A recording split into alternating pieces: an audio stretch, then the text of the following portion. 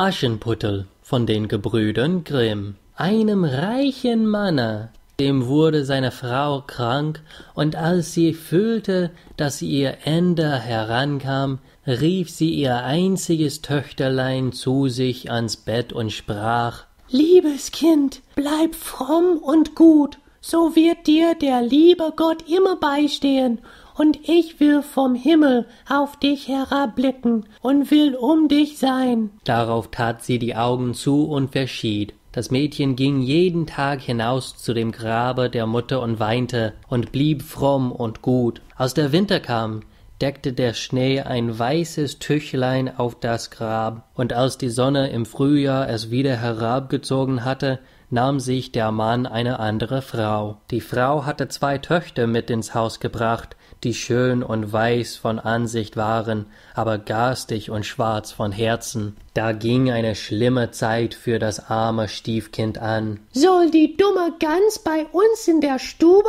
sitzen?« sprach sie. »Wer Brot essen will, muß es verdienen. Hinaus mit der Köchenmagd!« Sie nahmen ihm seine schönen Kleider weg, zog ihm einen alten grauen Kittel an und gaben ihm holzerne Schuhe. »Seht einmal die stolze Prinzessin, wie sie geputzt ist«, riefen sie, lachten und führten es in die Küche. Da mußte es von Morgen bis Abend schwere Arbeit tun, früh vor Tag aufstehen, Wasser tragen, Feuer anmachen, kochen und waschen. Obendrein taten ihm die Schwester alles ersinnlich Herzleid an, verspotten es und schütteten ihm die Erbsen und Linse in die Asche, so daß es sitzen und sie wieder auslesen mußte. Abends, wenn es sich müde gearbeitet hatte, kam es in kein Bett, sondern mußte sich neben den Herd in die Asche legen, und weil es darum immer staubig und schmutzig aussah,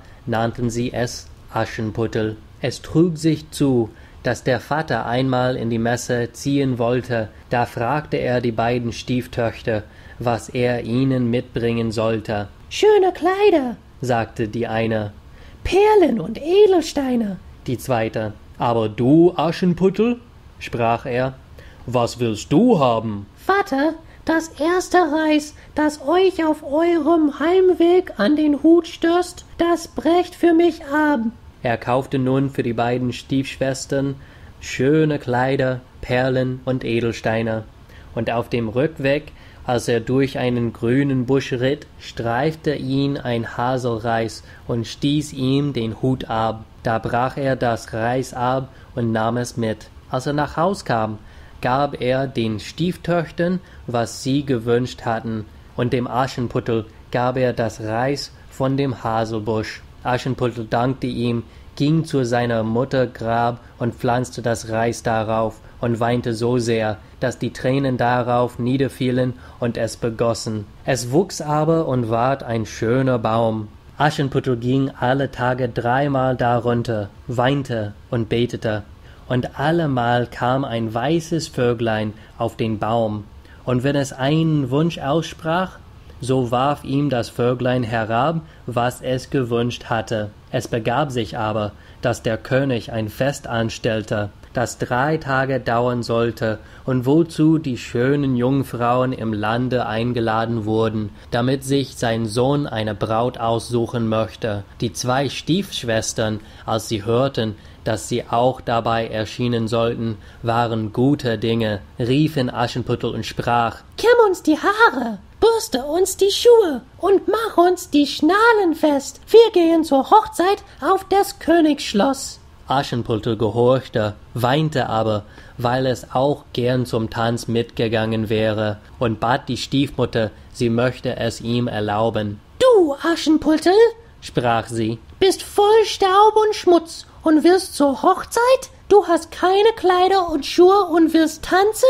Als es aber mit Bitten anhielt, sprach sie endlich: »Da habe ich dir eine Schüssel Linsen in die Asche geschüttelt.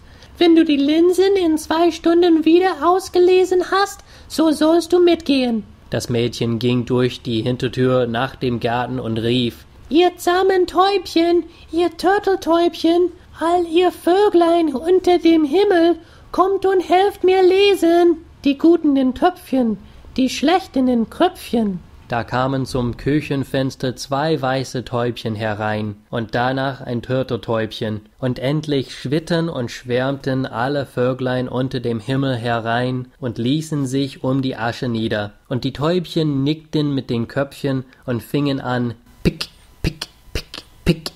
Und da fingen die übrigen auch an, pick, pick, pick, pick, und lassen alle guten Körnlein in die Schüssel. Kaum war eine Stunde herum, so waren sie schon fertig und flogen alle wieder hinaus. Da brachte das Mädchen die Schüssel vor der Stiefmutter, freute sich und glaubte, es durfte nun mit auf die Hochzeit gehen. Aber sie sprach: Nein, Aschenputtel, du hast keine Kleider und kannst nicht tanzen. Du wirst nur ausgelacht. Als es nun weinte, sprach sie: Wenn du mir 2 Schlüsseln voll Linsen in 1 Stunde aus der Asche reinlesen kannst, so sollst du mitgehen. Und dachte: Das kann es ja nimmermehr. Als sie die 2 Schüsseln Linsen in die Asche geschüttelt hatte, ging das Mädchen durch die Hintertür nach dem Garten und rief: Ihr zahmen Täubchen, ihr Turteltäubchen, all ihr Vöglein unter dem Himmel, kommt und helft mir lesen, die Guten ins Töpfchen, die Schlechten ins Kröpfchen. Da kamen zum Küchenfenster 2 weiße Täubchen herein und danach die Turteltäubchen, und endlich schwirrten und schwärmten alle Vögel unter dem Himmel herein und ließen sich um die Asche nieder. Und die Täubchen nickten mit ihren Köpfchen und fingen an, pick, pick, pick, pick. Und dann fingen die übrigen auch an, pick, pick, pick, pick, und lassen alle guten Körner in die Schüsseln. Und ehe eine halbe Stunde herum war, waren sie schon fertig und flogen alle wieder hinaus. Da trug das Mädchen die Schüsseln zu der Stiefmutter, freute sich und glaubte, nun durfte es mit auf die Hochzeit gehen. Aber sie sprach: Es hilft dir alles nix, du kommst nicht mit. Denn du hast keine Kleider und du kannst nicht tanzen. Wir müssten uns deiner schämen. Darauf kehrte sie ihm den Rücken zu und eilte mit ihren 2 stolzen Tochtern fort. Als nun niemand mehr daheim war, ging Aschenputtel zu seiner Mutter Grab unter den Haselbaum und rief: Bäumchen, rüttel dich und schüttel dich, wirf Gold und Silber über mich. Da warf ihm der Vogel ein golden und silbern Kleid herunter und mit Seide und Silber ausgestickten Pantoffeln. In aller Eile zog es das Kleid an und ging zur Hochzeit. Seine Schwestern aber und die Stiefmutter kannten es nicht und meinten, es müsse eine fremde Königstochter sein, so schön sah es in dem goldenen Kleid aus. An Aschenputtel dachten sie gar nicht und dachten, es säße daheim im Schmutz und suchte die Linsen aus der Asche. Der Königssohn kam ihm entgegen, nahm es bei der Hand und tanzte mit ihm. Er wollte auch sonst mit niemand tanzen, also dass er ihm die Hand nicht losließ. Und wenn ein anderer kam, es aufzufordern, sprach er: Das ist meine Tänzerin. Es tanzte, bis es Abend war, da wollte es nach Haus gehen. Der Königssohn aber sprach: Ich gehe mit und begleite dich, denn er wollte sehen, wem das schöne Mädchen angehörte. Sie entwischte ihm aber und sprang in das Taubenhaus. Nun wartete der Königssohn, bis der Vater kam und sagte ihm, das fremde Mädchen wär in das Taubenhaus gesprungen. Der Alte dachte, sollte das Aschenputtel sein? Und sie musste ihm Axt und Hacken bringen, damit er das Taubenhaus in 2 schlagen konnte. Aber es war niemand drin. Und als sie ins Haus kamen, lag Aschenputtel in seinen schmutzigen Kleidern in der Asche, und ein trübes Öllämpchen brannte im Schornstein. Denn Aschenputtel war geschwind aus dem Taubenhaus hinten herabgesprungen und war zu dem Haselbäumchen gelaufen. Da hatte es die schönen Kleider abgezogen und aufs Grab gelegt, und der Vogel hatte sie wieder weggenommen. Und dann hatte es sich in seinem grauen Kittelchen in die Küche zur Asche gesetzt. Am anderen Tag, als das Fest vom Neuen anhob und die Eltern und Stiefschwestern wieder fort waren, ging Aschenputtel zu dem Haselbaum und sprach: Bäumchen, rüttel dich und schüttel dich, wirf Gold und Silber über mich. Da warf der Vogel ein viel schöneres Kleid herab als am vorigen Tag. Und als es mit diesem Kleide auf der Hochzeit erschien, erstaunte jedermann über seine Schönheit. Der Königssohn aber hatte gewartet, bis es kam, nahm es gleich mit der Hand und tanzte nur allein mit ihm. Wenn die anderen kamen und es aufzuforderten, sprach er, »Das ist meine Tänzerin.« Als es nun Abend war, wollte es fort, und der Königssohn ging ihm nach und wollte sehen, in welches Haus es ging. Aber er sprang ihm fort und in den Garten hinter dem Haus. Darin stand der schöne, große Baum, an dem die herrlichsten Birnen hingen. Es kletterte so behend wie ein Eichhörnchen zwischen die Äste, und der Königssohn wusste nicht, wo es hingekommen war. Er wartete aber, bis der Vater kam und sprach zu ihm, »Das fremde Mädchen ist mir entwischt, und ich glaube, es ist auf den Birnbaum gesprungen.« Der Vater dachte, »Sollte es Aschenputtel sein?« ließ sich die Axt holen und hieb den Baum um, aber es war niemand drauf. Und als sie in die Küche kamen, lag Aschenputtel da in der Asche, wie sonst auch, denn es war auf der anderen Seite vom Baum herabgesprungen, hatte dem Vogel auf dem Haselbäumchen die schönen Kleider wiedergebracht und sein graues Kittelchen angezogen. Am 3. Tag, als die Eltern und Schwestern fort waren, ging Aschenputtel wieder zu seiner Mutter Grab und sprach zu dem Bäumchen, »Bäumchen, rüttel dich und schüttel dich, wirf Gold und Silber über mich.« Nun warf ihm der Vogel ein Kleid herab, das war so prächtig und glänzend, wie es noch keins gehabt hatte, und die Pantoffeln waren ganz golden. Als es in dem Kleid zu der Hochzeit kam, wussten sie alle nicht, was sie vor Bewunderung sagen wollten. Der Königssohn tanzte ganz allein mit ihm, und wenn es einer aufforderte, sprach er, »Das ist meine Tänzerin.« Als es nun Abend war, wollte Aschenputtel fort, und der Königssohn wollte es begleiten, aber es entsprang ihm so geschwind, dass er nicht folgen konnte. Der Königssohn hatte aber eine List gebraucht und hatte die ganze Treppe mit Pech bestreichen lassen. Da war, als er hinabsprang, der linke Pantoffel des Mädchens hängen geblieben. Der Königssohn hob ihn auf, und er war klein und zierlich und ganz golden. Am nächsten Morgen ging er damit zu dem Manne und sagte zu ihm, »Keine andere soll meine Gemahlin werden, als die, an deren Fuß dieser goldene Schuh passt.« Da freuten sich die beiden Schwestern, denn sie hatten schöne Füße. Die Älteste ging mit dem Schuh in die Kammer und wollte ihn anprobieren, und die Mutter stand dabei, aber sie konnte mit der großen Zehe nicht hineinkommen, und der Schuh war ihr zu klein.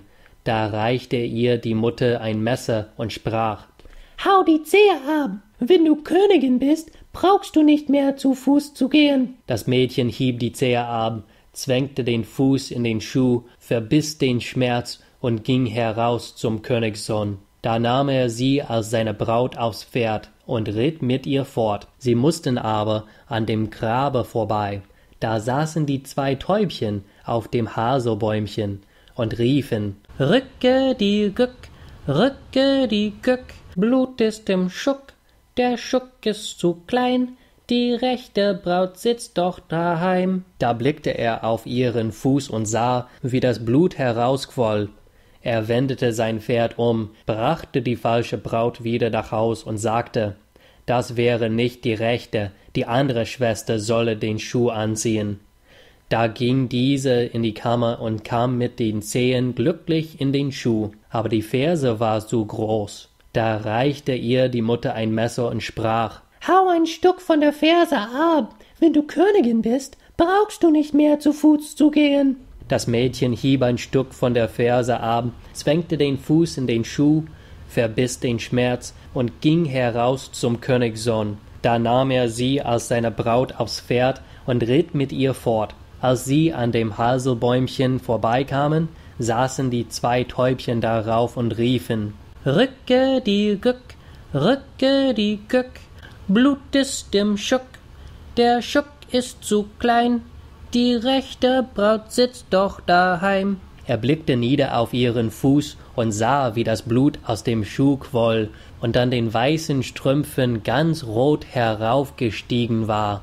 Da wendete er sein Pferd und brachte die falsche Braut wieder nach Haus. »Das ist auch nicht die rechte«, sprach er. »Habt ihr keine andere Tochter?« »Nein«, sagte der Mann, »nur von meiner verstorbenen Frau ist noch ein kleines, verbutetes Aschenputtel da. Das kann unmöglich die Braut sein.« Der Königssohn sprach, er sollte es heraufschicken. Die Mutter aber antwortete, »Ach nein, das ist viel zu schmutzig, das darf sich nicht sehen lassen.« Er wollte es aber durchaus haben, und Aschenputtel musste gerufen werden. Da wusch es sich erst die Hände und Angesicht rein, ging dann hin und neigte sich vor dem Königssohn, der ihm den goldenen Schuh reichte.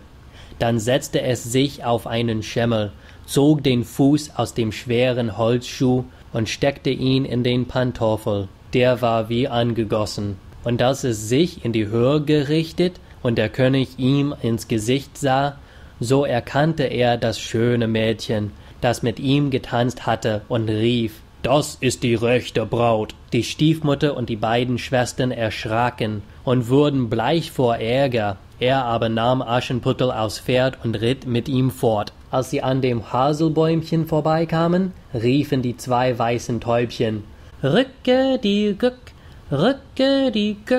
kein Blut im Schuck, der Schuck ist nicht zu klein, die rechte Braut, die führt er heim.« Und als sie das gerufen hatten, kamen die beide herabgeflogen und setzten sich dem Aschenputtel auf die Schultern, eine rechts, die andere links, und blieben da sitzen. Als die Hochzeit mit dem Königssohn sollte gehalten werden, kamen die falschen Schwestern, wollten sich einschmeicheln und Teil an seinem Glück nehmen. Als die Brautleute nun zur Kirche gingen, war die Älteste zur rechten, die Jüngste zur linken Seite. Da pickten die Tauben eine jeden das eine Auge aus. Hernach, als sie herausgingen, war die Älteste zur linken und die Jüngste zur rechten. Da pickten die Tauben eine jeden das andere Auge aus. Und waren sie also für ihr Bosheit und Falschheit auf ihr Lebtag mit Blindheit gestraft. Das Ende. Ah, the Grimm brothers.